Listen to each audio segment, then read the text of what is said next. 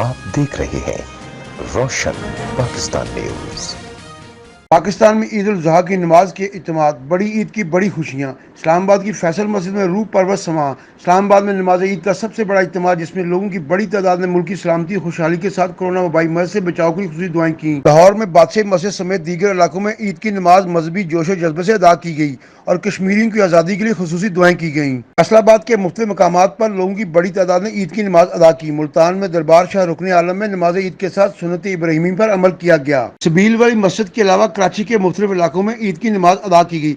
खुसूसी दुआओं में कराची के अमन अमान और रोशनियों के शहर की खूबसूरती को खा जाने वाली नजरों से महफूज रहने की बारगाह इलाही से खुसूसी दुआएं की गईं। कोयटा के साबिक शहीद फुटबॉल ग्राउंड में नमाज ईद का बड़ा इज्तिमात सख्त सिक्योरिटी में हुआ, जबकि शहर के दीगर मकामात पर छोटे बड़े इज्तिमा मुनक्कद हुए। पेशावर में बड़ा इज्तिमा मरकजी ईदगाह चारसदा में हुआ, जिसमें कोरोना के पेश नज़र SOPs पर अमल किया गया। कोई मास्क पहने नजर आया, कोई नहीं।